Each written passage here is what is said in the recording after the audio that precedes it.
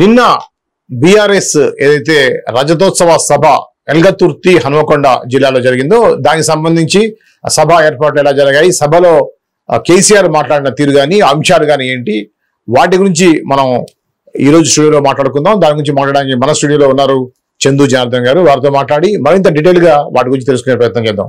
నమస్తే అండి చందు గారు. మనం దీన్ని నిన్న జరిగినటువంటి ఎల్గతుర్తి హనుమకొండ జిల్లాలో జరిగిందో బీఆర్ఎస్ రజతోత్సవ సభ 25 సంవత్సరాల సందర్భంగా జరిగిన సభని మనం ఏ విధంగా చూడాలి, జన సమీకరణ కానివ్వండి, ఏర్పాట్లు కానివ్వండి ఎలా ఉన్నాయంటారు, వాటి గురించి మీకు చెప్పండి. అందరికీ నమస్తే. వాలి గారు నిన్న ఏదైతే కేసీఆర్ గారి నాయకత్వంలో బీఆర్ఎస్ పార్టీ నిర్వహించిన రజతోత్సవ సభ భారీ క్యాడర్తో నాయకత్వంతో జరిగిందని చెప్పాలి. అయితే సభకు సంబంధించిన ఏర్పాట్లలో వ్యూహకర్త అయిన కేసీఆర్ చాలా జాగ్రత్తలు తీసుకున్నారు. ప్రధానంగా ఆ ప్రజలని అక్కడ ఏ విధంగా కూర్చోబెట్టాలి, కూర్చున్నది ఎలివేషన్ ఏ విధంగా చూపించాలి, ఒక 9-10 గ్యాలరీలుగా పొరుగున కూర్చోబెట్టి దానికి దాదాపు 1,00,000 కుర్చీలు దాకా వేసి కుర్చీలు ఆ రెడ్ లైట్లతోటి అమర్చినప్పుడు ఆ డ్రోన్ విజువల్స్ కనుక చూపించినట్టయితే ఆ సభది ఆ విజువల్స్ సంబంధించిన అంశం మొత్తంగా చూసినట్లయితే డ్రోన్ విజువల్స్, అలా ఫ్లడ్ లైట్స్, ఆ సీటింగ్ మట్టికే నీకు చూసే వాళ్ళకి 4-5 లక్షలు ప్రజలుగా కూర్చున్నట్టుగా, అదేవిధంగా ఒక భారీ సెట్ లాగా, బాహుబలి సెట్ లాగా ఉండే పరిస్థితి అనేది మీకు కేసీఆర్ గారు చూపించారు దాంట్లో. అదే విధంగా పదే కూడా చాలా వ్యూహంగా చెప్పడం, సభలో కూడా చెప్పేటప్పుడు, సభను ఉద్దేశం చెప్పేటప్పుడు ప్రారంభంలో నీకు అటువైపు 26 కిలోమీటర్లు ఆగిపోయింది ట్రాఫిక్, ఇటువైపు 16 కిలోమీటర్లు అయిపోయింది. నిజంగానే ట్రాఫిక్ వెహికల్స్ కి స్తంభించిపోయి ట్రాఫిక్ జామ్ అయ్యే పరిస్థితి ఉంటది. యువతలు కానీ లక్షలాదిగా ప్రజలు వచ్చేటప్పుడు, అవి కూడా వాహనాలు వచ్చేటప్పుడు ఆ రద్దీతో ఏంటంటే దూర ప్రాంతాల నుంచి వచ్చే బస్సులు ఇన్ టైంలో చేరే పరిస్థితి లేదు, అవి ఆలస్యంగా చేరే పరిస్థితి ఉంటది. దగ్గర ప్రాంతాల వాళ్ళు మనకు 1/2 అవర్ జర్నీ 1 అవర్ జర్నీ అనుకున్న వాళ్ళు కొద్దిగా లేట్ గా బయలుదేరే పరిస్థితి ఉంటది. అప్పుడు ఒక 10 లక్షల మంది బీఆర్ఎస్ నాయకత్వం ఒక చోట చేరే ప్రక్రియలో భాగంగా బస్సులు కానీ, వాహనాలు కానీ, కార్లు కానీ, 2 వీలర్లు కానీ, ఆటోలు కానీ, ఎడ్ల బండ్లు కానీ వచ్చే ప్రక్రియలు ఏంటంటే అన్ని దారుల్లో కూడా ట్రాఫిక్ జామ్ అయ్యే పరిస్థితి ఉంటుంది. ఈ పరిస్థితుల్లో సభలో ప్రారంభం సందర్భంగా పోలీసు వాళ్ళని అప్పీల్ చేసే పరిస్థితుల్లో ఆ నాయకత్వం మాట్లాడే భాష కూడా మీకు ఒక పైపు దాదాపు 16 కిలోమీటర్ల మేర ట్రాఫిక్ స్తంభించిపోయింది, దాదాపుగా ఆ వైపు గానే 1,00,000 ప్రజానీకం కార్యకర్తలు ఆగిపోయారు, మీరు కొద్దిగా ట్రాఫిక్ క్లియర్ చేయాలని పోలీసు వాళ్ళని అప్పీల్ చేయటం, ఇంకో పక్క లారీలు అడ్డంగా పెట్టారు, ఆ పక్క రాలేకపోతున్నారని అప్పీల్ చేయటం, అట్లా ఏదైతే సభకు సంబంధించి చుట్టుపక్కల దారులు అన్ని దారుల్లో కూడా ట్రాఫిక్ జామ్ అయింది.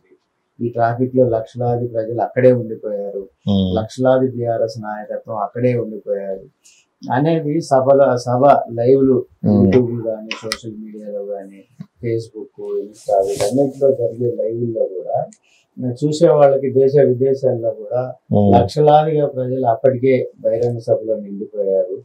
ట్రాఫిక్ పూర్తిగా ప్రాంతం చుట్టుపక్కల ప్రాంతం 20 కిలోమీటర్లు స్తంభింపబడ్డది అనేది జనాలు వెళ్ళిపోయారు. దీని ద్వారా సభకి ఊహించని బీఆర్ఎస్ నాయకత్వం వచ్చింది. ఏదైతే బీఆర్ఎస్ నాయకత్వం కానీ కేసీఆర్ కేటీఆర్ నాయకత్వంలో జరిగిన సమావేశాల్లో లక్షలాదిగా 15 లక్షల మంది టార్గెట్ అనుకున్న సందర్భంలో అక్కడికి వచ్చిన పరిస్థితి ఈ 10 లక్షలు తప్పనిసరిగా తీసుకొస్తాము అనే పరిస్థితుల్లో జరిగిన ప్రక్రియలో అదంతా కూడా ప్రజలకి వెళ్ళింది, ఆ సందేశం వెళ్ళింది, సభ సక్సెస్ అయింది అనేది వెళ్ళింది. ఈరోజు మనం పేపర్లో వచ్చే ఫ్లడ్ లైట్ సంబంధించిన శాటిలైట్ ఫోటో లాంటివి డ్రోన్ ఫొటోస్ ఉన్నాయో అవన్నీ కూడా చూసేటప్పుడు ఏంటంటే అవి టీవీలో చూసేటప్పుడు చూసేవాడికి అసలు ఈ అద్భుతమైన బహిరంగ సభ ఇది అద్భుతంగా జరిగింది, లక్షలాదిగా ఒక చోట చేరారు, కేసీఆర్ తిరిగి మళ్ళీ అధికారంలోకి రావాలనే ఉత్సాహంతో కార్యకర్తలంతా వచ్చారు అనేది ఒక్కసారిగా ప్రజల్లోకి వెళ్ళినట్టుగా భావించాల్సిన అవసరం ఉంది. దాదాపు 9-10 బారికేడ్లు విఐపి గ్యాలరీలు, అది కూడా కూర్చునే విధానం కూడా ఏంటంటే కింద గ్రీన్ మ్యాట్ వేసేసి మొత్తంగా చివరి దాకా ఎక్కడైతే కుర్చీలు ఉన్నాయో అక్కడ దాకా గ్రీన్ మ్యాట్ వేసి ఎవరికి వాళ్ళకి సపరేట్ గా బ్లాకుల్లాగా విభజించి దానికి కుర్చీలు కూడా పక్క పక్కన కాకుండా వ్యూహంతో కుర్చీకి ఒక విఐపి కావాల్సిన ఏర్పాట్లు ఏవైతే ఉంటాయో ఒక పక్క విఐపి ఏర్పాట్లు వ్యూహం కేసు ప్రభుత్వం నుంచి ఏమైనా ఇబ్బందులు వచ్చినా అనుకోని పరిస్థితుల్లో బీఆర్ఎస్ క్యాడర్ సభకు రాలేకపోయినా ఆ ఉన్న 1,00,000 చిల్లర కుర్చీలన్నీ కూడా నిండినా కూడా నీకు ఈ ఫ్లడ్ లైట్లకు సంబంధించి ఆ కుర్చీల యొక్క ఇవి డ్రోన్ విజువల్స్, డ్రోన్ కెమెరాలతో అంత మట్టికి కూడా చాలా పటిష్టమైన వ్యూహంతో పరిస్థితులు మారినా కూడా అది సక్సెస్ అనే ముందుకెళ్లే విధంగా ఏర్పాట్లు అనేవి జరిగినాయి. కాకపోతే దానికి ఏదైతే బీఆర్ఎస్ నాయకత్వం అనుకున్నదో ఆ విధానంతో ప్రజలు రావటం, బీఆర్ఎస్ కార్యకర్తలు, నాయకత్వం, మాజీ మంత్రులు, మాజీ పార్లమెంట్ సభ్యులు, మాజీ ప్రతినిధులు అంతా రావటం, అందరూ ఒక వేదిక మీదకి రావటం, అదే కార్యకర్తలు కూడా ఉత్సాహంగా పాల్గొనటం. కార్యకర్తలు కూడా ఏంటంటే ఏదైతే గతంలో ఉద్యమ సందర్భంగా జరిగిన సమావేశాలు, సభలు, టిఆర్ఎస్ నాయకత్వంలో జరిగిన సమావేశాలు ఉన్నాయో చాలా సమావేశాలు, వాటిల్లో ఎటువంటి ఉత్సాహం అయితే కనపడదో అటువంటి ఉత్సాహంతో ఈ సభలో పాల్గొన్నారు. ఈ పరిస్థితుల్లో ఏంటంటే సభ అనేది పూర్తిగా విజయవంతమైంది అనేది ప్రజల్లోకి వెళ్ళింది. అయితే సాధారణ కార్యకర్తలు కానివ్వండి, అక్కడ వెళ్ళినటువంటి వ్యక్తులు కానివ్వండి, అక్కడ గమనించిన విషయం ఏంటంటే కేసీఆర్ తో పాటు ఓన్లీ కేటీఆర్ ఫోటో మాత్రమే కనిపించింది. నెక్స్ట్ కాబోయే సీఎం కేటీఆర్ అని సంకేతాన్ని కేసీఆర్ ఇవ్వదలుచుకున్నాడా అనేటువంటి ఒక సందేహాన్ని నిలిపించారు. మీరు ఏర్పాట్లో భాగంగా ఏవైతే కట్అవుట్స్ ఉన్నాయో వాటి మీద ఇటువంటి కామెంట్స్ వస్తున్నాయి. దీన్ని మనం ఏ విధంగా చూడాలంటారు? అయితే వాళ్ళు తప్పనిసరిగా దీంట్లో ఆలోచించదగ్గ విషయం. ఎందుకంటే కేటీఆర్ నాయకత్వం మీద కానీ ఆయన ముఖ్యమంత్రి చేయాలన్న ఆలోచన కానీ 10 సంవత్సరాల ముఖ్యమంత్రిగా కేసీఆర్ గారు ఉన్నప్పుడు ఆ సందర్భంలోనే తన వారసత్వ నాయకత్వమైన కేటీఆర్ ని ముఖ్యమంత్రి చేస్తారనే ప్రచారం జరిగింది. గతంలో ఆయన ముఖ్యమంత్రిగా ఉన్నప్పుడే ఆ సందర్భంలోనే జరిగింది. అయితే ఇప్పుడు ప్రతిపక్షంలో బీఆర్ఎస్ పార్టీ ఉంది. ఆయన వర్కింగ్ కమిటీ అధ్యక్షుడిగా కేటీ రామారావు గారు ఉన్నారు. పరిస్థితులు ఏంటంటే నిత్యం ప్రజల్లో తిరుగుతా ఉన్నారు. కేటీఆర్ గాని, హరీష్ రావు గాని, కవిత గాని, ఏదైతే వీటి నాయకత్వం ఎప్పుడు ప్రజల్లో మమేకమై పనిచేస్తా ఉన్నారు. కాకపోతే ఎవరైనా వారసత్వంగా నాయకుడిగా ఒకళ్ళే ఉంటారు. అంటే అందరూ నాయకత్వం వారసత్వం అవ్వలేరు. దానివల్ల కుటుంబంలో కూడా విభేదాలు వచ్చే పరిస్థితి ఉంటుంది. నాయకత్వంగా ఒకవైపు పోవాల్సిన పరిస్థితి ఉంటుంది. కాబట్టి కేటీఆర్ కి గతంలోనే వర్కింగ్ కమిటీ ప్రెసిడెంట్ ఇచ్చారు. వర్కింగ్ కమిటీ ప్రెసిడెంట్ అంటేనే ఒక అధ్యక్షుడు ఉన్నాక వర్కింగ్ ప్రెసిడెంట్ ఇస్తారంటే దాని పేరే వర్కింగ్ అంటే పని చేయడం. అంటే పని చేయని అధ్యక్షుడు ఉన్నప్పుడు పని చేసే అధ్యక్షుడిని ప్రెసిడెంట్ అంటారు. కాకపోతే దురదృష్టవశాత్తు ఏంటంటే కొన్ని పార్టీల్లో వర్కింగ్ కమిటీ ప్రెసిడెంట్ అని నామాత్రం ఉంటారు. కానీ ఒక కమిటీ డిఫంక్ అయిన సందర్భంలో ఆ కమిటీని యాక్టివేట్ చేయటం కోసం, పనిని పెంచడం కోసం, పని నిర్మాణాత్మకంగా ముందుకు పోవడం కోసం వర్కింగ్ కమిటీ ప్రెసిడెంట్ అనేది దాన్ని ఏర్పాటు చేసుకుంటారు. అడా కమిటీ వేసిన, అడా కమిటీకి కన్వీనర్ వేసిన, ఒక కమిటీ దాని సమయం అయిపోయినప్పుడు కానీ, కమిటీ కొత్తగా వేసుకునేటప్పుడు తాత్కాలికంగా పనిచేయడానికి కానీ అడా కమిటీ వేసుకుంటారు, ఇంకో కన్వీనర్ పెట్టుకుంటారు. అదే విధానంలో వర్కింగ్ కమిటీ అధ్యక్షుడిగా కేటీఆర్ ని నియమించారు గతంలోనే కేటీఆర్ గారు. ఆయన వర్కింగ్ కమిటీ అధ్యక్షుడిగా పూర్తి బాధ్యతలతో పార్టీ అధ్యక్షుడు ఏ విధానంతో ముందుకు పోతారో ఆ విధానంతో పనిచేసుకుంటూ ముందుకు పోతా ఉన్నారు. అయితే ఈసారి మీరు అనటం కానీ ఇంకా ఇతరులు కూడా సోషల్ మీడియాలో తలెత్తే ప్రశ్నలు కానీ హరీష్ గారి యొక్క ఇన్వాల్వ్మెంట్, ఇది సభకు సంబంధించి రజతోత్సవ సభకు సంబంధించిన అంశంలో కారణాలు ఏమైనప్పటికీ ఆయన వ్యక్తిగత కారణాల్లో ఉన్నారా, లేకపోతే అంతర్గతంగా ఈ స్టేజీకి సంబంధించిన కానీ ఈ పనులకు సంబంధించి కానీ కేసీఆర్ గారు పక్క నుండి పాలు పంచుకుంటూ వాటిని పర్యవేక్షించారా అనేది అంతర్గతం అనేది ఎవరికి తెలియదు. కానీ బహిరంగంగా చూసే క్రమంలో హరీష్ గారి ప్రాధాన్యత, ఆయన ఇన్వాల్వ్మెంట్ ఈ సభకు సంబంధించిన కార్యక్రమాలు ఎక్కడ కనపడలేదు. మనకు తెలిసిన నాయకత్వం కానీ, మనం అనుకునే నాయకత్వం కానీ, కొంతమంది హరీష్ గారి ఇంటికి వెళ్ళి కలిసే క్రమం, అదేవిధంగా ఈ సభకు సంబంధించి నిర్వహణ ఏర్పాట్ల విషయాల్లో మాట్లాడటానికి వెళ్తున్నాను కొంతమంది విన్నా, అది ప్రజల్లోకి వెళ్ళదు. కాకపోతే హరీష్ రావు గారు ఎందుకో ఈ సభకు సందర్భంగా యాక్టివ్ గా లేరు, దీనికి ప్రజల్లోకి అనేది ప్రజల నుంచి సోషల్ మీడియా నుంచి మీరు అన్న అంశం ఉంది. కాకపోతే కవిత గారు యాక్టివ్ గా ఉన్నారు. కవిత గారు సోషల్ మీడియాలో యాక్టివ్ ఉండటం కానీ, ఆమె నిర్వహణ సంబంధించిన అంశంలో కొన్ని జిల్లాలు తిరగటం కానీ, ఖమ్మం, ఇటువంటి ప్రాంతాల్లో, కొత్తగూడెం లాంటి ప్రాంతాల్లో మనం చూసాం. ఏర్పాటుకు సంబంధించి భద్రాచలం లాంటి ప్రాంతాల్లో వదిరాజు రవిచంద్రతో పాటుగా కలిసి తిరగటం, ఆ సమావేశాల నియోజకవర్గ ఇన్ఛార్జీలతోటి, అదేవిధంగా అక్కడ ఉన్న శాసనసభ్యులతోటి సమావేశాలు నిర్వహించడం ఇవన్నీ చేశారు. అవి కవిత గారి మధ్య సోషల్ మీడియాలో యాక్టివ్ గా ఉంటున్నారు. నిర్వహించే కార్యక్రమాలు, ఇంటి వద్ద కలిసే కార్యక్రమాలు, అదేవిధంగా రకరకాల రూపాల్లో దీనికి సంబంధించి చైతన్యపరిచి, పాటలకు సంబంధించి, ఆటలకు సంబంధించి డాన్స్ చేసే కార్యక్రమాలు కూడా మనం సోషల్ మీడియాలో చూసాం. కవిత గారు యాక్టివ్ గానే కనపడ్డారు. ఇక్కడ హరీష్ గారు మాత్రమే ఏర్పాట్లలో, అదేవిధంగా ఇన్వాల్వ్మెంట్ సంబంధించి యాక్టివ్ గా కనపడినా సభలో కనిపించారు, సభలో ఉన్నారు. సభలో కేసీఆర్ గారితో పాటుగా ఉన్న సందర్భం అనేది కల్పించింది. కాకపోతే ప్రధానంగా కాంగ్రెస్ పార్టీ నుంచి పదే పదే కేటీఆర్ రాబోయే కాలంలో ముఖ్యమంత్రిగా మీరు ప్రకటించండి, బీజేపీ నాయకత్వం కూడా మీరు ప్రకటించండి అనేది పదే పదే ప్రకటించాలని చెప్పి కోరుతూ మాట్లాడుతా ఉన్నారు. అంటే కేసీఆర్ అయితే కార్యకర్తలు గాని వీళ్ళు గాని పాజిటివ్ గా ఉంటారు, కేటీఆర్ గారు అయితే ముఖ్యమంత్రి అభ్యర్థిగా పాజిటివ్ గా తక్కువ మంది ఉంటారనే అభిప్రాయం కాంగ్రెస్ కి బీజేపీకి ఉంది.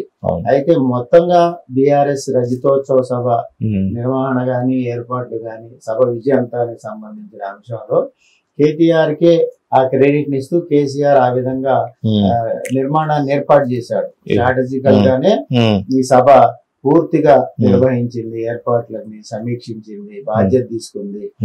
సభ సక్సెస్ కావడానికి ముందుకెళ్ళింది కూడా కేటీఆర్ అనే భావన అందరికి తీసుకెళ్లాడు. మీరు అన్నట్టుగా సక్సెస్ గా కేటీఆర్ నాయకత్వానికి ఆ సభని అంకితం చేశాడు అనేది చెప్పాలి. ఓకే, ప్రధానంగా కేసీఆర్ మాట్లాడుతూ మనసు కాలుతోంది అనేది ఎక్కువ, చాలా బాధపడుతున్నట్టుగా, మంచిగున్న తెలంగాణ పాడు చేసిండ్రు అనేది మనకి ప్రధానంగా మనకి వినిపించినటువంటి వాయిస్.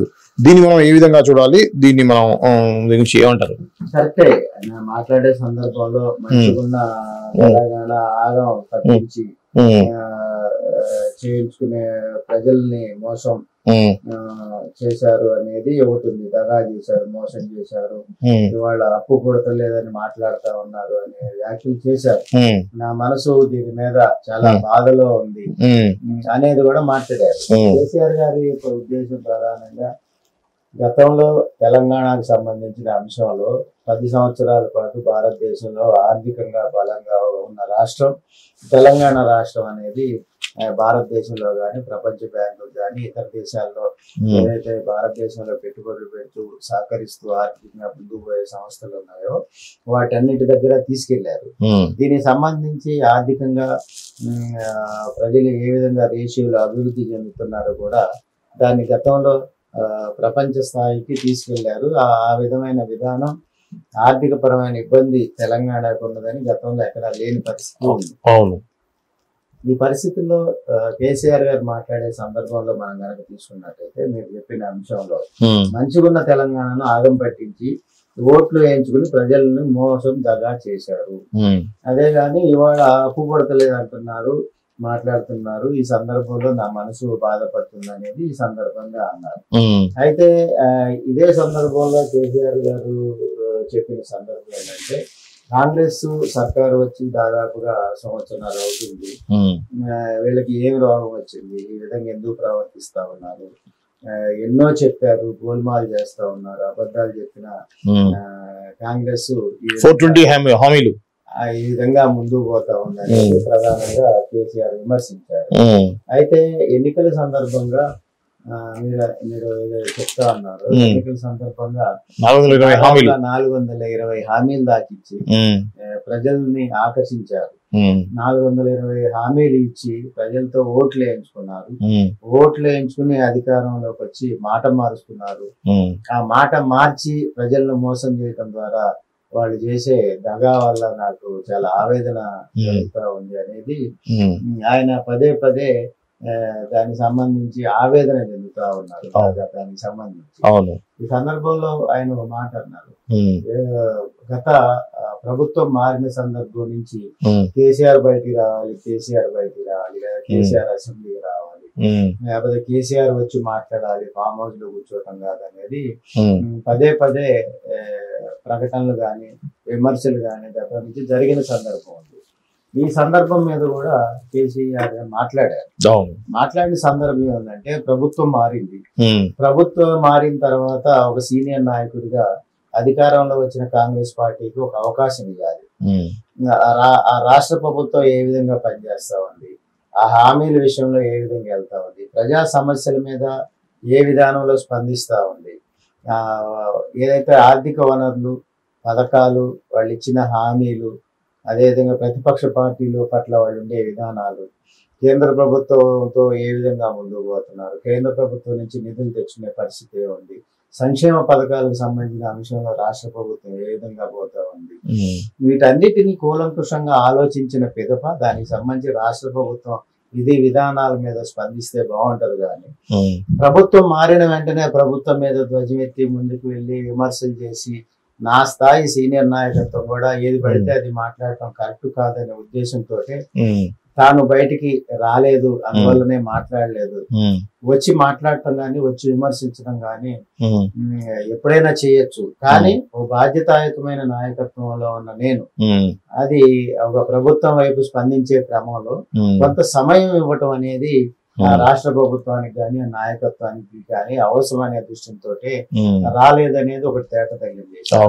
అదే క్రమంలో 16 నెలల తర్వాత జరిగిన పరిస్థితులు, ఎక్కడైనా కార్యకర్తలు కేసీఆర్ అన్నా నువ్వే రావాలి, కేసీఆర్ అన్నా నువ్వు వచ్చి మమ్మల్ని కాపాడాలనే ఆక్రందనలు విన్నాను నేను.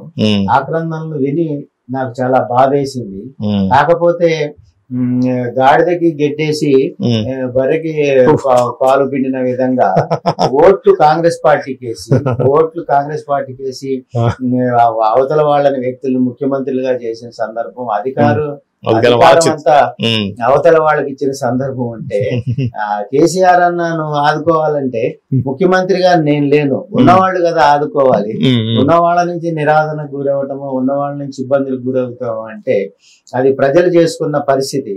ప్రజలు ఎన్నుకున్నారు, ప్రజలు ఒక నాయకత్వం కావాలని కోరుకున్నారు, ప్రజలు ఒక ముఖ్యమంత్రి ఒక పార్టీ నాయకత్వం కావాలని కోరుకున్నారు, ఆ విధంగా ముందుకు పోయారు. కాబట్టి ఇప్పుడు ఆక్రందనలకు గురవుతున్నారు అనే విమర్శ కేసీఆర్ గారు చాలా స్పష్టంగా చేశారు. కాబట్టి ఇప్పటికే ప్రజలు అర్థం చేసుకున్నారు. తెలంగాణ రాష్ట్రంలో ప్రజలు ఇప్పుడు ఎమ్మటే నాకు కేసీఆర్ ప్రభుత్వం కావాలి, బీఆర్ఎస్ ప్రభుత్వం కావాలి, కాంగ్రెస్ పార్టీ విధానాలు బాగలేవు, కాంగ్రెస్ ప్రభుత్వం బాగలేదు అనే విధానంలోకి ఇప్పటికే రాష్ట్రంలో ప్రజలంతా వచ్చారు అనే నినాదంతో కేసీఆర్ గారు మాట్లాడటం జరిగింది. అయితే ఇప్పుడు ముఖ్యంగా నిన్న మాట్లాడిన దాంట్లో కరెంటు కష్టాల గురించి, అలానే భూముల రేట్ల గురించి, గతంలో భూముల రేట్లు ఎట్లా ఉన్నాయి, ఇప్పుడు రేట్లు ఎట్లున్నాయి, వీటి గురించి కూడా ప్రధానంగా ప్రస్తావించడం జరిగింది. దీని మీద ఏమంటారు? భూముల రేట్లు అంటే కేసీఆర్ గారు రియల్ ఎస్టేట్ ప్రస్తావన చేశారు, అదేవిధంగా భూములకు సంబంధించి ప్రస్తావన చేశారు. భూములకు ప్రస్తావన అంశంలో అది ప్రజల యొక్క మనసును గెలుచుకునే అంశం అది. ఎందుకంటే వారు ఒక 5 ఎకరాలు నాకు ఉంది అంటే, డాంబర్ రోడ్డు పక్కన ఒక 5 ఎకరాలు ఉంది అంటే నేను 5 కోట్లు కలిగిన ఆస్తిపరుడు అనే ధీమా అంతకుముందు తెలంగాణ రాష్ట్రంలో ఉన్న ప్రజలకి, రైతులకి ఉండేది. ఇప్పుడు ఆ పరిస్థితి లేదు. గతంలో అమ్మేవాళ్ళు లేరు రైతులు, భూమి హక్కుదారులు గాని, ఓనర్లు గాని, రియల్ ఎస్టేట్ లో గాని గతంలో అమ్మేవాళ్ళు లేరు, కొనేవాళ్ళు ఉన్నారు. ఇప్పుడు కొనేవాళ్ళు లేరు కానీ అమ్మేవాళ్ళు ఉన్నారు అనే నినాదం ఆయన తీసుకొచ్చారు. రియల్ ఎస్టేట్ ఎందుకు కుదేలైంది, భూ ధరలు ఎందుకు తగ్గినాయి, భూ ధరలు తగ్గడానికి గల కారణాలు ఏంటి అనేది కూడా ప్రజలు ఆలోచించాలి. ఆలోచించుకునే విధంగా ముందుకు పోవాలని ఆయన ప్రస్తావించారు. రియల్ ఎస్టేట్ తగ్గిపోవడానికి గల కారణాలు ప్రభుత్వ విధానాలు, ప్రభుత్వం ప్రవేశపెట్టే విధానాలు, ముందుకు పోయే పరిస్థితుల్లోనే రియల్ ఎస్టేట్ కి సంబంధించిన పరిస్థితి ఉంటుంది. మనం ఉదాహరణగా తీసుకున్నట్టయితే ఇప్పుడున్న ప్రభుత్వం ముఖ్యమంత్రి రేవంత్ రెడ్డి గారు 4th సిటీకి సంబంధించిన ప్రపోజల్స్ తీసుకున్నారు. ఫ్యూచర్ సిటీ ఆ ఫ్యూచర్ సిటీ ఏరియాలో భూధరలు పెరిగే పరిస్థితి ఉంటాయి. ఆ చుట్టుపక్కల ఒక 20-30 కిలోమీటర్ల మేర భూమి కొనేవాళ్ళు కానీ అమ్మేవాళ్ళు కానీ రేట్లు పెట్టడం కానీ పరిస్థితి ఉంటుంది. అటువంటి పరిస్థితి మొత్తంగా తీసుకున్నప్పుడు తెలంగాణ ప్రాంతంలో రియల్ ఎస్టేట్ తగ్గిపోయిందని, భూమి ధరలు తగ్గినాయని, తద్వారా అమ్మేవాళ్ళు ఉన్నా కొనేవాళ్ళు లేరు అనేది ఆయన ప్రస్తావించారు. అది ప్రభుత్వం తీసుకునే విధానాల వల్ల ప్రజలు నష్టపోయారు, కోట్లాది రూపాయలు ప్రతి వ్యక్తి నష్టపోతున్నాడు అనేది ఆయన చెప్పే అంశం. ఇందులో ఇంకో ముఖ్యమైన అంశం కనుక తీసుకున్నట్టయితే సభ జరిగిన తీరు మనం గమనించినట్టయితే ఆయన ఎక్కడా కూడా ముఖ్యమంత్రి రేవంత్ రెడ్డి పేరు ప్రస్తావించలేదు. అంటే ఒక స్ట్రాటజికల్ గా లక్షలాది మంది బీఆర్ఎస్ నాయకత్వాన్ని ఒక చోట చేర్చి ముఖ్యమంత్రి స్థానంలో ఉన్న రేవంత్ రెడ్డి గారి ప్రస్తావన తెచ్చిన, ఆయన మీద విచ్చుకుపట్ట, ఆయన ప్రస్తావించిన ప్రతిపక్ష నాయకత్వం హోదా టార్గెట్ ఆయన్ని ఒక స్థాయికి తీసుకొచ్చే పరిస్థితి లేకుండా చేయాలనేది ఆయన భావన. ఒక స్ట్రాటజికల్ గా చేశాడు. అంటే కేసీఆర్ గారు ప్రస్తావించకపోయినా రేవంత్ రెడ్డి గారు రాష్ట్రానికి సంబంధించిన అధినేత, ఆయన ముఖ్యమంత్రిగా ఉన్నాడు. రేవంత్ రెడ్డి గారి ఆదేశాలతోటే రాష్ట్ర ప్రభుత్వం కొనసాగుతా ఉంది. ఆయన విమర్శలు చేసేటప్పుడు రాష్ట్ర ప్రభుత్వం అన్నాడు, లేకపోతే కాంగ్రెస్ ప్రభుత్వం అన్నారు. రాష్ట్ర ప్రభుత్వం అన్నా రేవంత్ రెడ్డి గారే వస్తారు, కాంగ్రెస్ ప్రభుత్వం అన్నా రేవంత్ రెడ్డి గారే వస్తారు. ఆయనకు సంబంధించి ముందుకు పోయే క్రమంలో కాంగ్రెస్ పార్టీని గతంలో 1969కి సంబంధించిన ప్రస్తావన తీసుకొచ్చారు. అప్పుడు అనేక మందిని చంపిన ఘనత కాంగ్రెస్ పార్టీదని. అదేవిధంగా తర్వాత కూడా ఉద్యమ సందర్భంలో కూడా నష్టపరిచి వాళ్ళని అనేక మందిని ఇబ్బందులు పాలు చేసింది కూడా కాంగ్రెస్ పార్టీ అనేది తెర మీదకి తీసుకొచ్చాయి. అయితే దానికి సంబంధించి కాంగ్రెస్ నాయకత్వం ప్రశ్నిస్తా ఉంది. ఏది మంత్రి శ్రీనివాస్ రెడ్డి గారు కానీ, సీతక్క గాని, అదేవిధంగా పొన్నం ప్రభాకర్ గాని, జూపల్లి కృష్ణారావు గారు గాని, అదేవిధంగా చామల ఎంపీ గారు, ఈ విధమైన వీళ్ళంతా కూడా స్పందించారు వెంటనే. సంబంధించి కేసీఆర్ గారు సంబంధించిన అంశంలో దాన్ని డిబేట్ సిద్ధమని, మీరేం చేశారు, కాంగ్రెస్ పార్టీ ఏం చేసింది, కాంగ్రెస్ పార్టీ తెలంగాణ ఇచ్చింది, రాష్ట్రంలో పార్టీ నష్టపోయినా పర్వాలేదు, తెలంగాణ అభివృద్ధి జరగాలనే ఉద్దేశంతో కాంగ్రెస్ పార్టీ ప్రత్యేక తెలంగాణ ఇచ్చింది గాని కాంగ్రెస్ పార్టీ అది విస్మరిస్తున్నా ఉన్నాడు బీఆర్ఎస్ నాయకత్వం, కేసీఆర్ గారు. అప్పుడు ప్రాధేయపడి సాష్టాంగం చేసేసి పార్టీని విలీనం చేస్తానని కూడా కాంగ్రెస్ పార్టీ చుట్టూ తిరిగిన ఘనత కేసీఆర్ అనే విమర్శలు వీళ్ళంతా కూడా చేశారు. సాష్టాంగ నమస్కారం చేసింది మర్చిపోయావా అని కూడా అన్నారు. అంటే ఒక ఉద్యమ నాయకత్వం రాష్ట్రాన్ని సాధించే క్రమంలో బీఆర్ఎస్ నాయకత్వం గాని ఉద్యమ నాయకత్వం గాని ఏం చెప్తుంది, అప్పుడు కేసీఆర్ గారు ఏం చెప్పారు, తాను ప్రత్యేక తెలంగాణ కోసం సచ్చులో ఇచ్చుడో పొంగలినైనా ముద్దాడుతా హక్ చేసుకుంటా అని చెప్పారు. అందుకని ఏంటంటే కేసీఆర్ గారు ఒక యువకర్త, ఆ భాషా ప్రక్రియ ప్రజలకి ఏదైతే మనసుకు హత్తుకుపోయేటట్టుగా ఉంటుందో, మనసుకి ఏదైతే దగ్గరగా చేరుతుందో ఆ విధానమైన ఆలోచన విధానాన్ని ప్రజలకి జోపించగలుగుతారు. అందులో కేసీఆర్ గారు అంట మేధావి వర్గాలు ఉంటాయి. ఆ భాషా ప్రక్రియలో ఆ సలహాలు సంప్రదింపుల్లో కేసీఆర్ గారు వింటూ ముందుకు పోతా ఉంటారు. స్టేజీలో ఆయన మాట్లాడే పరిస్థితుల్లో కూడా మీరు గమనించినట్టయితే ఒక స్లిప్ ఇంటలెక్చువల్ ప్రకాష్ గారు ఒక స్లిప్ ఇచ్చారు తీసుకెళ్లి. అంటే ఆ మాట్లాడే ప్రక్రియలో కూడా దానికి అనుసంధానంగా ఏదన్నా మాట్లాడాల్సిన పరిస్థితి ఉంటే ఆ నాయకత్వం మేధావి వర్గం సలహాలు గాని సూచనలు గాని కేసీఆర్ గారు తీసుకుని పాటిస్తారు. స్టేజ్ మీద మీరు గమనించినట్టయితే వీర్ ప్రకాష్ గారు ఒక స్లిప్ ఇస్తారు.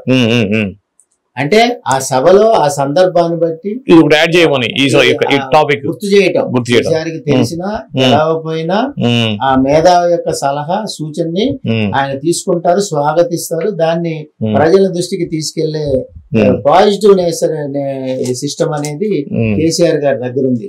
కాబట్టి ఆ భాషా ప్రక్రియ ఫిగర్స్ తో గాని సంవత్సరాల్లో ఏ సంవత్సరం ఏ విధంగా ఏ ఉద్యమం వీటన్నిటి కూడా చెప్పగలిగే పరిస్థితికి నేడు వచ్చారు ఆయన. ఓకే, ఇకపోతే చెరువుల గురించి హైడ్రా గురించి మాట్లాడుతూ మా అప్పుడు చెరువులు పూడికలు చేయడం కోసం వాడేవాళ్ళం బుల్డేజర్ని, ఇప్పుడు ఇల్లు కూడగొట్టడం కోసం వాడుతున్నారు అనేటువంటి మాట మాట్లాడారు. దీన్ని మనం ఈ విధంగా తీసుకోవాలి. కేసీఆర్ గారు మాట్లాడే ప్రక్రియలో భూ ధరలకు సంబంధించిన ప్రస్తావించిన అంశం కూడా హైడ్రాకి లింక్ చేస్తూ మాట్లాడింది. ఇప్పుడు గతంలో బీఆర్ఎస్ ప్రభుత్వం ఆధ్వర్యంలో హరీష్ రావు గారు ఉన్న సందర్భంలో రాష్ట్రం మొత్తం చెరువులు కుంటలు వీటన్నిటిని రివైవ్ చేసి దానికి సంబంధించి బౌండరీ ఫిక్స్ చేసి సర్వేలు చేసేసి అదేవిధంగా పూడికలు తీపిచ్చేసి ఆ చెరువులన్నీ కూడా దాంట్లో మళ్ళీ నీళ్లు నిల్వ ఉండే విధంగా ప్రయత్నాలు చేసి సఫలీకృతం అయ్యారు. అయితే దానికి సంబంధించిన అంశంలో కేసీఆర్ గారి వ్యాఖ్య ఏ విధంగా చూడాలంటే, ఏదైతే చెరువు పూడికలకు సంబంధించి బుల్డోజర్లు ఇవన్నీ వాడారో అవే మిషనరీ ఇప్పుడు ఇల్లు కూల్చడానికి హైడ్రా ఉపయోగిస్తుంది. ఇల్లు కూల్చడానికి, సామాన్యులు నిర్వీర్యం అవటానికి, సామాన్యుల భవనాలు కూల్చడానికి ఏదైతే ప్రభుత్వ స్థలాలు ఉన్నాయో, చెరువు ప్రాంతాలు ఉన్నాయో దానికి సంబంధించిన ఎఫ్ఎల్టీకి సంబంధించిన కానీ చుట్టుపక్కల ప్రాంతాలు కానీ ఈ ప్రాంతాల్లో అక్రమ కట్టడాలు కూల్చివేతకి ఉపయోగించిన మిషనరీ ఉందో అవన్నీ కూడా ఇల్లు కూల్చడానికి ఉపయోగిస్తా ఉన్నారు. బీఆర్ఎస్ ప్రభుత్వంలో అభివృద్ధికి, అదే విధంగా నీరు నిల్వ ఉంచడానికి చెరువులు కుంటలు వీటన్నిటిని కూడా తీర్చిదిద్ది ప్రజలకి అందించాలని సదుద్దేశంతో ప్రజోపయోగకరంగా ఉపయోగపడ్డ మిషనరీలు ఇప్పుడు సామాన్యులు ఇల్లు భవంతులు పోల్చడానికి ఉపయోగపడతాయి అనే విమర్శ చేశారు, కేసీఆర్ గారు చేశారు. అవును.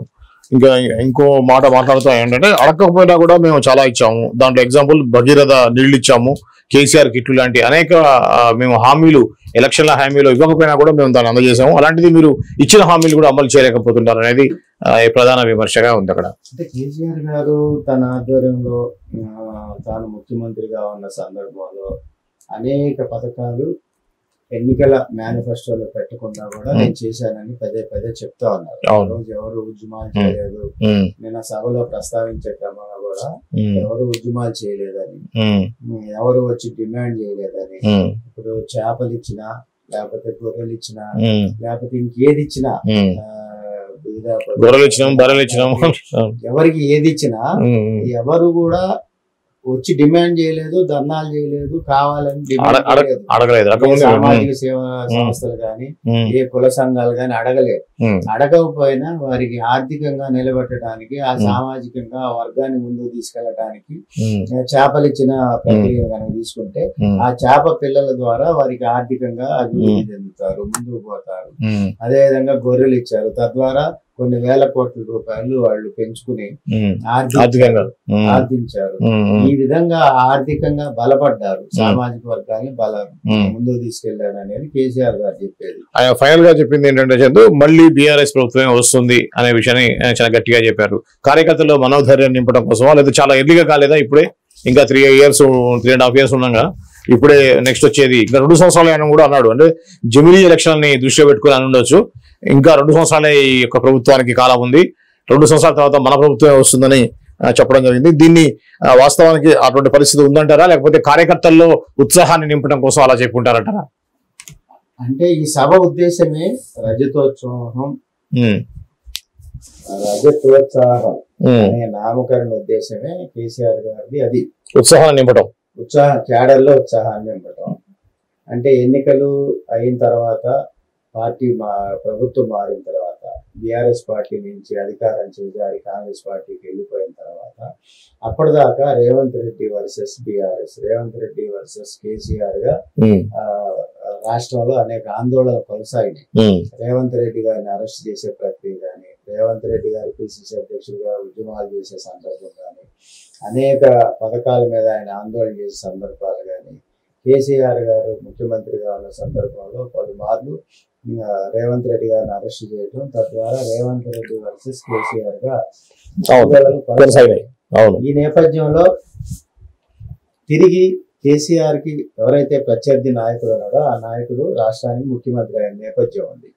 ఈ నేపథ్యం ఉన్న అంశంలో ఈ మొదటి సంవత్సరం అంతా కూడా బీఆర్ఎస్ పెద్ద నాయకత్వం ఏది ఉందో ఆ నాయకత్వం, ఇది మంత్రులుగా చేసిన వాళ్ళు, ముఖ్యమైన ప్రజాప్రతినిధులుగా ఉన్న వాళ్ళు, బీఆర్ఎస్ నాయకత్వంలో కీలకంగా ఉన్న నేతలంతా కూడా చాలా సద్దుమణిగా ఉన్న పరిస్థితి మనం గత సంవత్సర కాలంగా చూసాం.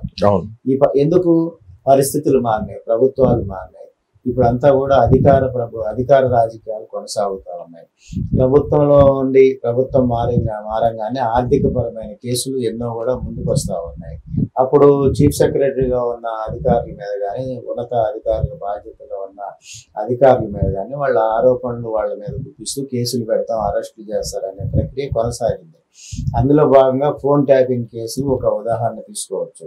ఫోన్ ట్యాపింగ్ కేసు కానీ, లేదా ఈ సినిమా ఇండస్ట్రీకి సంబంధించిన డ్రగ్స్ కి సంబంధించిన కేసు కానీ, ల్యాండ్స్ సంబంధించిన వివాదాలు, పెద్ద పెద్ద సంస్థలతో ఈడీకి సంబంధించిన దాడులు, ఈడీకి సంబంధించిన విచారణలు కూడా కొన్ని కేసుల్లో కొనసాగినాయి. దానికి సంబంధించి కొన్ని జాతీయ సంస్థలు కొనసాగిస్తే దాడులు, కొన్ని రాష్ట్ర స్థాయి సిబిసిఐడి, సిఐడి లాంటి కేసులు కొనసాగాయి. అదేవిధంగా కేటీఆర్ గారికి సంబంధించిన అంశంలో కూడా 1-2 కేసులు మనం చూసాం. అదేవిధంగా ప్రభుత్వ భూములు అమ్మే క్రమం కానీ, ధరణికి సంబంధించిన అంశాలు కానీ, ధరణిలో మార్పులు చేర్పులు, హైదరాబాద్ లో కాస్ట్కి సంబంధించిన భూములకు సంబంధించిన అంశంలో 12,000 ఎకరాల నుంచి 25,000 ఎకరాల దాకా అన్యాక్రాంతమైనవి, ధరణిలో మాయమైనవి, ధరణి ద్వారా అవన్నీ కూడా లీగలైజ్ చేసుకున్నారని, మార్పులు చేర్పులు, అదేవిధంగా కొనుగోలు అమ్మకాలు జరిగినాయని, ఈ రకరకాల ఆరోపణలతో అధికార పక్షం ప్రతిపక్షం విమర్శలు అనేవి కొనసాగించాయి. ఈ నేపథ్యం ఉన్న పరిస్థితిలో నాయకత్వం అంతా కూడా సర్దుమని ప్రశాంతంగా ఖాళీగా ఉన్న పరిస్థితిని మనం చూసాం. ఈ పరిస్థితుల్లో కార్యకర్తలను ఉత్తేజపరచాలి. కార్యకర్తలు ఎక్కడికక్కడ ఉత్సాహంగా ఉన్న పరిస్థితి వాళ్ళు కోరుకుంటా ఉన్నారు. గ్రామాల్లో ఉండే నాయకత్వం పనిచేస్తూనే ఉంటుంది, తిరుగుతూనే ఉంటుంది. ఇప్పుడు పై నాయకత్వం, రాష్ట్ర స్థాయి నాయకత్వం అందుబాటులో ఉన్నా లేకపోయినా ఆ గ్రామాల్లో పార్టీలుగానే ప్రజలు విడిపోయి ఉంటారు.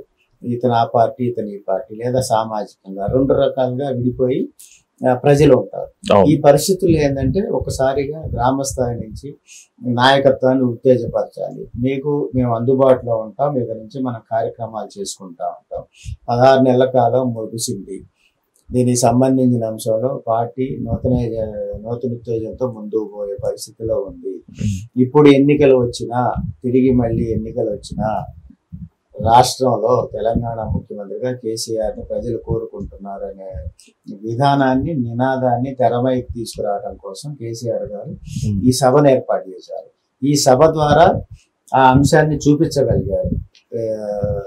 తెలంగాణ రాష్ట్రానికి కానీ, తెలంగాణ రాష్ట్రాన్ని గమనించే ఇతర రాష్ట్రాలకు కానీ, జాతీయ స్థాయి నాయకత్వం కానీ, రాష్ట్ర, జాతీయ, అంతర్జాతీయ మీడియాలో దీన్ని చూపించడం కోసం ప్రత్యేక ప్రాతిపదికన ముందుకు పోయారు. ఆ మీడియాలతో అనేక సమావేశాలు నిర్వహించారు. మీడియా బాధ్యులు ఎవరైతే ఉన్నారో దానికి సంబంధించి సోషల్ మీడియా ద్వారా, రాష్ట్ర స్థాయి మీడియా ద్వారా, శాటిలైట్ ఛానల్, ప్రింట్ మీడియా, అదేవిధంగా నేషనల్ మీడియా. గతంలో ప్రభుత్వంలో 10 సంవత్సరాలు అంతకుముందు సెంట్రల్ మినిస్టర్గా ఉన్న కేసీఆర్ గారికి రాష్ట్ర స్థాయి, జాతీయ స్థాయి మీడియా ద్వారా ముందుకు పోవడం అనేది వెన్నతో పెట్టిన విద్య. కాబట్టి ఆ విధంగా పోగలిగారు. ఈరోజు జాతీయ స్థాయిలో తెలంగాణలో బీఆర్ఎస్ పార్టీ చాలా పటిష్టంగా ముందుకెళ్తా ఉంది. ప్రజలు ఇంకా బీఆర్ఎస్ ను కోరుకుంటున్నారనే నినాదాన్ని ఈ రోజు రజతోత్సవ సభ ద్వారా ముందుకు ఆ విధంగా సభలో ఏర్పాట్లు చేశారు. కల్చరల్ కి సంబంధించిన విభాగం, కల్చరల్ సంబంధించి ఒక మాజీ శాసనసభ్యుడు దాన్ని ఏర్పాటు చేయటం, తద్వారా ముందుకు పోవటం, ఆ కళారూపాలు, జాతర, దానికి సంబంధించి తెలంగాణలో ఫోక్ లో బాగా క్రేజ్ ఉన్న పాటలు పాడటం, వాళ్ళని తీసుకొచ్చి డాన్స్ చేయించడం, జాను లీరి లాంటి వాళ్ళతో డాన్స్ చేయించడం, ఆ కల్చరల్ కార్యక్రమాలు జరిగేటప్పుడు కూడా ఒక్కసారిగా సభ అంతా అలర్ట్ అయి ముందుకెళ్ళిన నేపథ్యం ఉంది. అందుకని చాలా ఒక సిస్టమేటిక్ గా కూడా సభ పోయిన పరిస్థితి ఉంది. అదేవిధంగా కోలాటానికి సంబంధించి ఏర్పాటు చేశారు. అదేవిధంగా ఆ స్టేజీకి సంబంధించి చుట్టుపక్కల బ్యానర్లు ఏర్పాటు, ఫ్లెక్సీలు ఏర్పాటు, పెద్ద పెద్ద ఇవి ఏర్పాట్లు, వీటన్నింటిలో కూడా మనం చూసుకుంటే ఎడ్ల బండి మీద వచ్చే ప్రక్రియలో చూసుకుంటాం. వీటన్నింటినీ కూడా ఒగ్గు డ్యాన్స్ సంబంధించి కానీ, ఒగ్గు కళాకారులు కానీ వీటన్నిటి మీద ఫోకస్ చేశారు. అంటే రకరకాల భంగిమలో వాళ్ళని ఆకట్టుకోవటం. అదే విధంగా ఈ ఈవెంట్ ని సోషల్ మీడియా వాళ్ళు చూసేవాళ్ళు కానీ, అదే విధంగా టీవీల్లో చూసేవాళ్ళు కానీ, వీటన్నిటి కూడా ఆయా జిల్లాల్లో కూడా కేబుల్స్ లో లైవ్ ఇచ్చే ప్రక్రియ ఎక్కడికక్కడ ఆ ఏర్పాట్లతోటి సభని ప్రజల్లోకి తీసుకెళ్లే విధంగా, రీచ్ అయ్యే విధంగా దాన్ని తీసుకెళ్ళగలిగారు. ఓకే ఓకే ఇది అండి ఈ నిన్న జరిగినటువంటి ఏదైతే సభ ఉందో బీఆర్ఎస్ సభ, రజతోత్సవ సభ, అది చాలా సక్సెస్ అయిందని చెప్పేసి చందు గారు అభిప్రాయపడుతున్నారు. మనం కూడా చూసాము, వివిధ ఛానల్స్ లో నిన్న లైవ్ లో కూడా చూసాము. అన్ని రకాల కూడా ఈ యొక్క సభ అనేది బీఆర్ఎస్ కి ప్లస్ అవుతుంది. సో అధికార పక్షం దీనికి ఎటువంటి దీటైన సమాధానం చెప్తుందని చూడాలి. ఆల్రెడీ పొంగులేటి శ్రీనివాస్ రెడ్డి కానివ్వండి, సీతక్క కానివ్వండి, అదేవిధంగా పొన్నం ప్రభాకరు, వీళ్ళందరూ కూడా దాని మీద స్పందించడం జరిగింది. ఈ రోజు ఇంకా అప్డేట్స్ వస్తాయి. మరీ అప్డేట్స్ తోటి మళ్ళీ కలుద్దాం. అంతవరకు చూస్తూనే ఉండండి CJ టీవీ. నమస్తే అండి. Thank you.